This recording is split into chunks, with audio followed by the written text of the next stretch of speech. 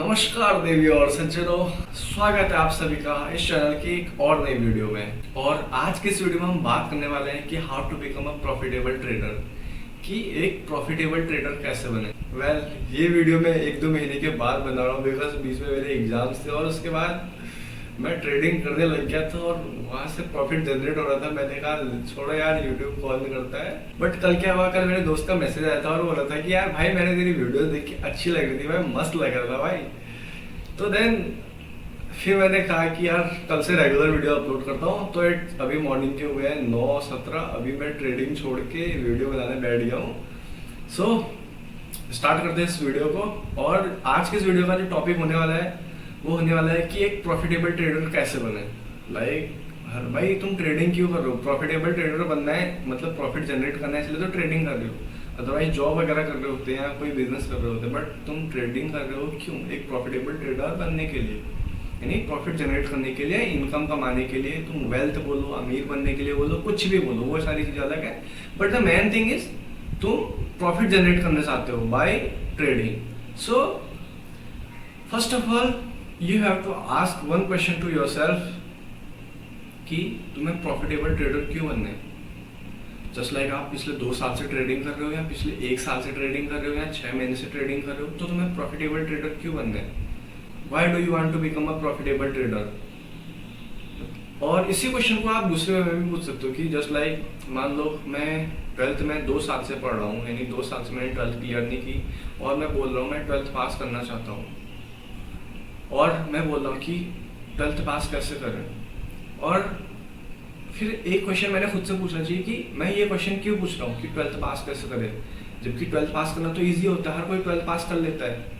But फिर कुछ चीज़ें आती हैं कि जस्ट लाइक मैं 12th में फेल हुआ था, उसके रीजंस क्या थे कि मैं स्कूल प्रॉपरली नहीं गया था, मैंने अपने नोटबुक्स अच्छे से नहीं बनाए थे, मैंने अपना क्लास वर्क नहीं किया था, मैंने अपनी फाइल्स नहीं बनाई थी, या मुझे फिजिक्स नहीं आती थी, केमिस्ट्री नहीं आती थी, या मैथ्स बायोलॉजी वटेवर जो भी है वो चीज़ें नहीं आती थी, या कोई फैमिली इशू था जिसकी वजह से मैं एग्ज़ाम नहीं दे पाया था, या मुझे चोट लग गई थी, या कोई हेल्थ इशू था, या मैं पढ़ाई में कमज़ोर हूँ। ये बहुत सारे रीजंस होते हैं जिनकी वजह से क्वेश्चन उठता है, इनकी वजह से मैं 12th पास नहीं कर पाया। मान लो इनमें से एक रीज़न है कि पिछले साल 12th क्लियर ना कर पाने का रीज़न मेरी हेल्थ थी। तो इस साल में क्या चीज़ ऐसी करूँ जिससे मेरी हेल्थ इंप्रूव हो और उसके साथ साथ मैं अपनी स्टडी पे और फोकस करूँ और मैं अच्छे से 12th क्लियर कर पाऊँ। अंडरस्टैंड? तो सेम चीज़ें ही ट्रेडिंग में आती है कि मैं पिछले 2 साल से ट्रेडिंग कर रहा हूँ या 6 महीने से ट्रेडिंग कर रहा हूँ, तो मैं लॉस क्यों बुक कर रहा हूँ? इसके पीछे कुछ ना कुछ तो रीज़न होंगे ना मेरे लॉस बुक करने के। क्या ऐसे रीजंस हो सकते हैं कि मैं पिछले 2 साल से लॉस करते जा रहा हूँ?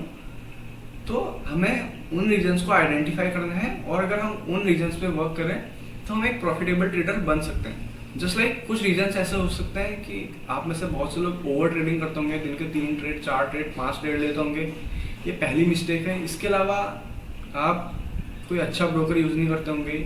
समटाइम्स जब कोई सिचुएशंस आती है जैसे इलेक्शन या देश का जब बजट रिलीज होता है, तो तब कुछ ब्रोकर्स एकदम लैग हो जाता है, जिन पे आपका ट्रेड अटक जाता है, आपका प्रॉफिट नहीं दिखता, कभी लॉस ही लॉस दिखता है, या आपका जो अकाउंट में जो बैलेंस होता है वो नेगेटिव में शो करता है। तो ऐसे बहुत सारे बग्स होते हैं, तो आपको ऐसे ऐप्स को, आपको ऐसे ब्रोकर्स को अवॉइड करना चाहिए।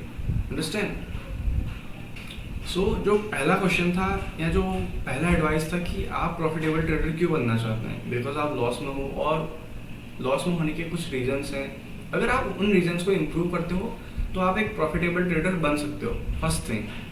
और मैं नहीं जानता कि आपके कौन से ऐसे रीजंस हैं जिनकी वजह से आपने पिछले 2 साल में या 3 साल में प्रॉफिट जनरेट नहीं किया, वो आप जानते हैं। आप उन सारे रीजंस, जितने भी रीजंस हैं, उनको एक कॉपी और पेन लेके उनको नोट करो और देन उनको इम्प्लीमेंट करो और देन उन पर वर्क करो और उनको इम्प्रूव करो, then easily you can be a profitable trader.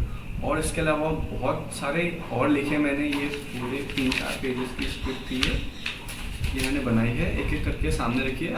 मैं थोड़ी बहुत इसमें देखूंगा, उसके बाद ही आपको चीज़ें बताऊंगा, क्योंकि इसको लिखने में टाइम लगता है यार। ठीक है? और ये वीडियो थोड़ी लंबी होगी और इसमें दी गई कुछ एडवाइसेस ऐसी होंगी जो नॉर्मल होंगी और कुछ आपको ऐसे लगेंगे कि एकदम बेवकूफ़ से एडवाइस है बट काम की होंगी। और जो सेकंड एडवाइस ये है कि कैसे प्रॉफिटेबल ट्रेडर बने, या जो सेकंड टिप्स है वही कि आप एक अच्छा ब्रोकर यूज़ करो।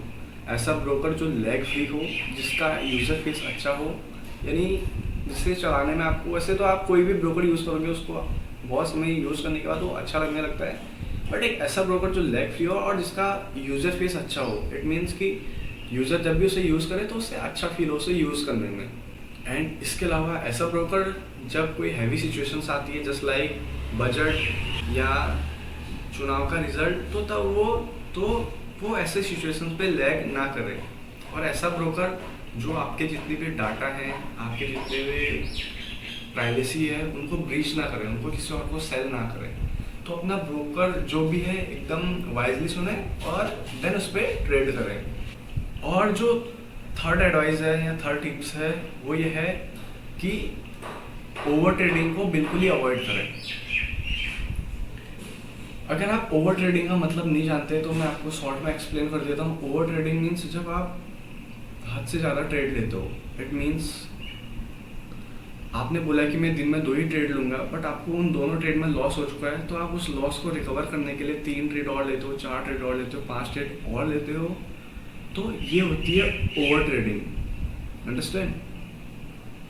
तो अगर आप प्रॉफिटेबल ट्रेडर बनना चाहते हैं तो आपको इस हैबिट को एकदम अवॉइड करना चाहिए, एकदम क्विट करना चाहिए।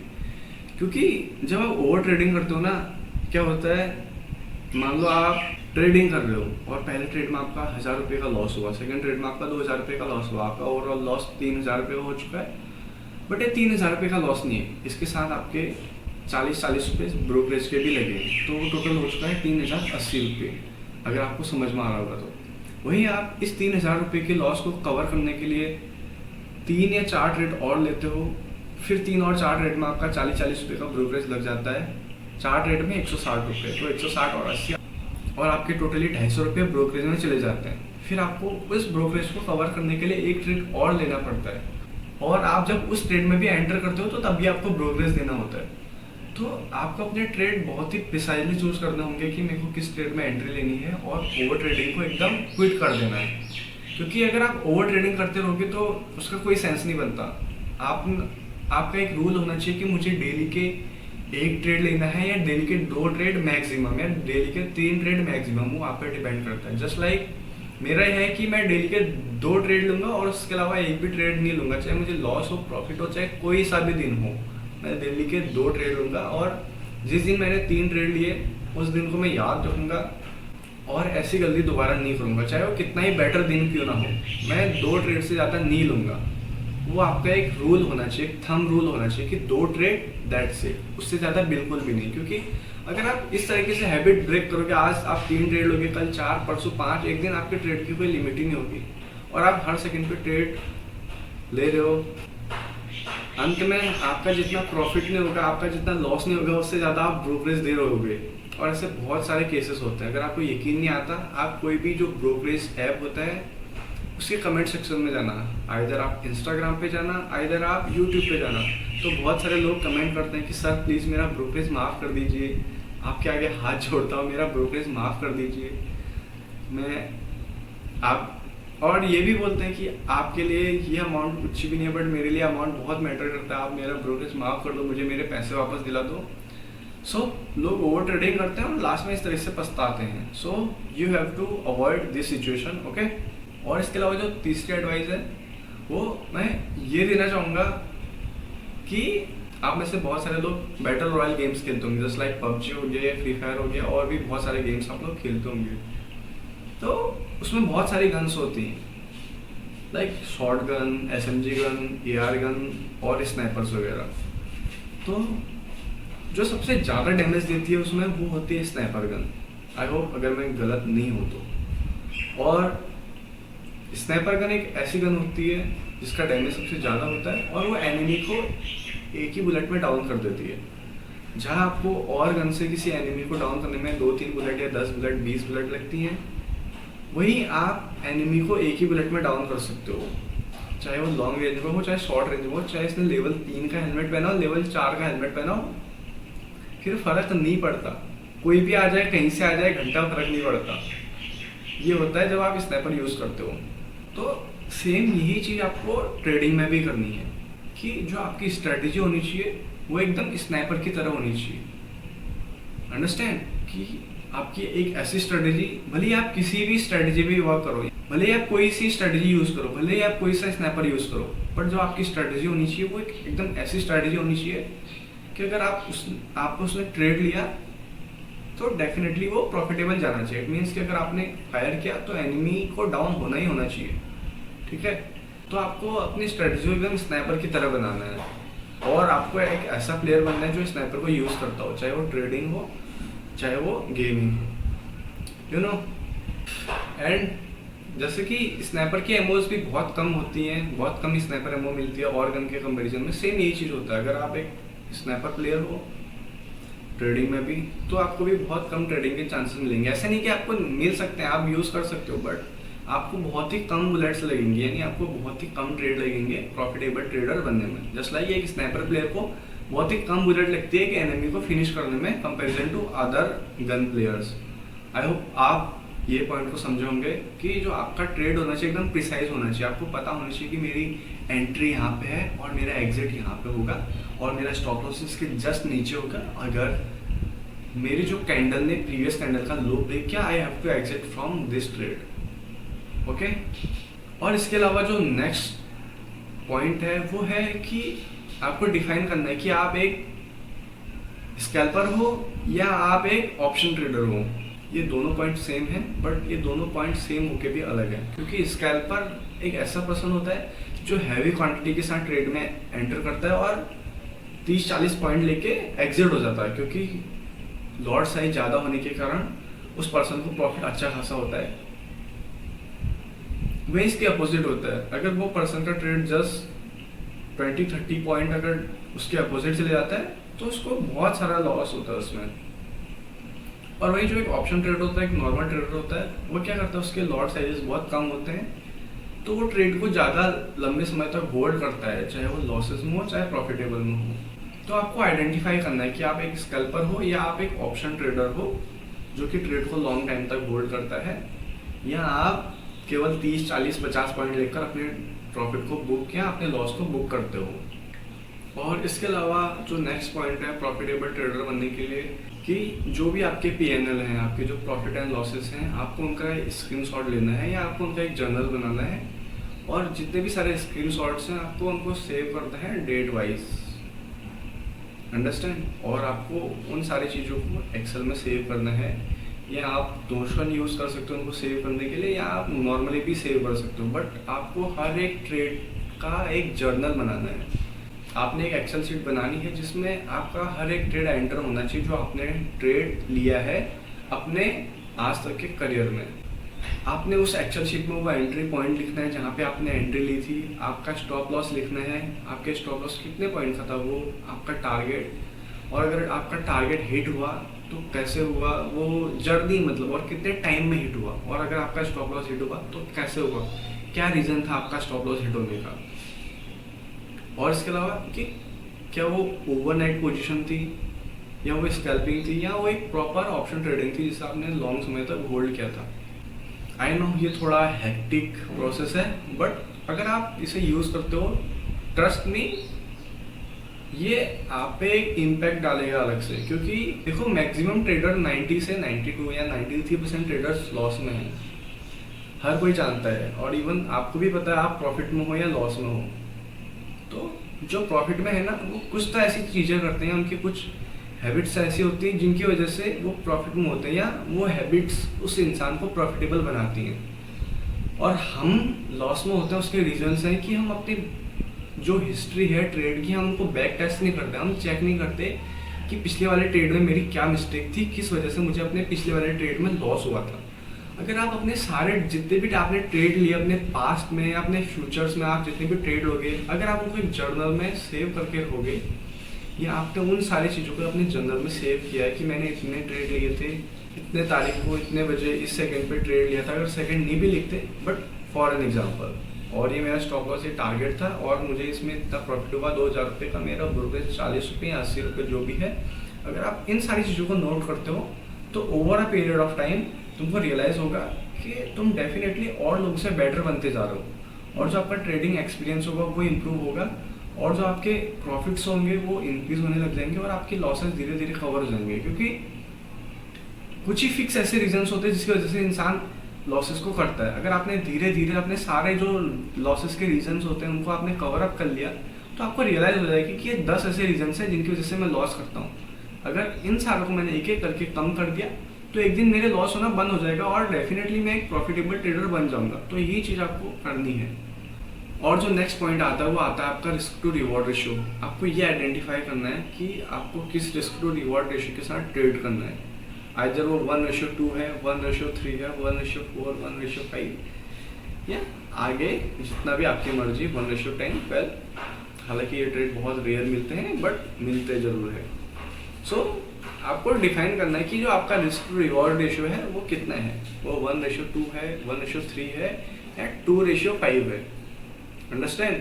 अगर आपने अपना रिस्क टू रिवॉर्ड रेशियो एक बार फिक्स कर लिया कि मान लो फॉर एन एग्जांपल मुझे 1:3 के रिस्क रिवॉर्ड रेशियो के साथ ट्रेडिंग करनी है, तो आपको उसी रिस्क टू रिवॉर्ड रेशियो को फॉलो करना है। फॉर एन एग्जांपल कि आपका रिस्क टू रिवॉर्ड रेशियो 1:3 है, तो इसके अकॉर्डिंग जो आपका प्रॉफिट होगा वो 3000 रुपये होगा। वहीं आप इस ट्रेड में जो लॉस करोगे वो 1000 रुपये होगा। तो अगर मान लो आपको उस ट्रेड पे 2500 रुपये प्रॉफिट है तो आपको बुक नहीं करना है जब तक वो 3000 या उससे ऊपर नहीं जाता है, भले आप लॉसेस बुक करो। Same things happen with me. मेरा जो रिस्क टू रिवॉर्ड रेशियो है वो है 2:5। इट मीन्स 1:2.5 का। इसमें अगर मेरा risk to reward ratio perform नहीं करता, मैं उस ट्रेड को लॉस में एग्जिट करता हूँ, चाहे उस पर कितना ही प्रॉफिट हो रहा हो। अगर वो मेरे risk to reward ratio cross नहीं करता, मैं उसे लॉस में बुक करता हूँ। वैसे मैंने बहुत सारे ट्रेड्स अपने लॉस में बुक किए हैं, बट इसी के साथ जो मुझे प्लस पॉइंट मिला कि जो भी ट्रेड मैंने अपने रिस्क टू रिवॉर्ड रेशियो के साथ फॉलो किए और उन्होंने उस रिस्क टू रिवॉर्ड रेशियो को क्रॉस किया, उन्होंने 2:5 की जगह मुझे 2:8, 2:10 का प्रॉफिट दिया। अंडरस्टैंड? यानी 1:5 का, यानी जितना लॉस अमाउंट था मेरा यानी 2000 रुपये, उससे 5 गुना प्रॉफिट दिया, यानी 10,000 रुपये, 12,000 रुपये मुझे प्रॉफिट दिए उन ट्रेड्स में। सो कुछ समय के लिए तो आपको ये एकदम एनोइंग चीज़ लग सकती है, बट अगर आप अपने रिस्क टू रिवॉर्ड रेशियो को फॉलो करोगे तो कुछ समय बाद आपको रियलाइज़ होगा कि जो आपका रिस्क टू रिवॉर्ड रेशियो है उसकी वजह से आप प्रॉफिट्स में हो। और एक ही रिस्क टू रिवॉर्ड रेशियो के साथ स्टक रहो और उसी पे वर्क करो, और आफ्टर टाइम लेटर तुम्हें रियलाइज़ होगा कि तुम्हारे ट्रेड्स प्रॉफिट में हैं और तुम एक प्रॉफिटेबल ट्रेडर हो। अगर नहीं फॉलो करना मत करो भाई, कुछ समय बाद रियलाइज़ हो जाएगा। सबको एक टाइम के बाद रियलाइज़ हो जाता है कि सच्चाई क्या है करके। भले किसी और को मत बताओ, अंदर झांक लो, पता चल जाएगा। That's it. जो सेकेंड लास्ट पॉइंट है वो है कि आपका जो P&L है, आपका जो प्रॉफिट एंड लॉस है, वो डायरेक्टली प्रोपोर्शनल टू तुम्हारे लॉट साइज के। Understand? Let me repeat it again कि your profit and losses are directly proportional to your lot sizes. Understand?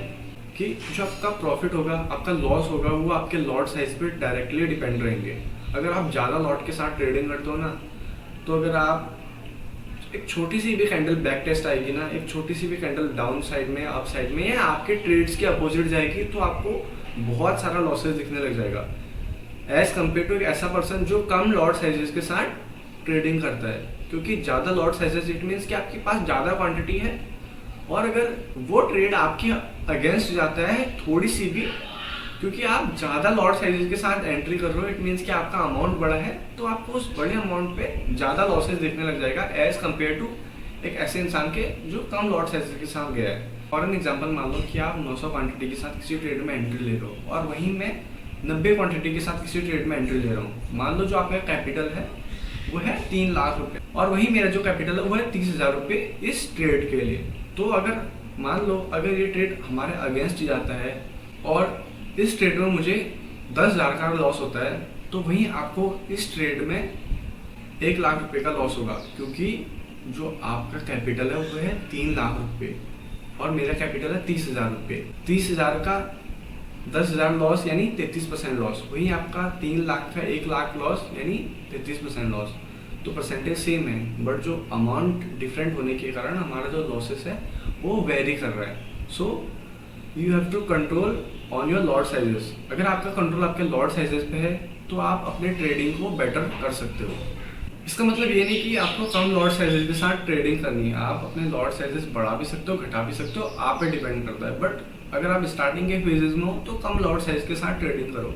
जैसे जैसे आपका एक्सपीरियंस बढ़ता जाएगा, आपको एक्सपीरियंस होता जाएगा, वैसे वैसे आप अपने लॉट साइजेस को इंक्रीज कर सकते हो और आपका जो प्रॉफिट एंड लॉसेस है वो भी उसके अकॉर्डिंग वेरी करेगा।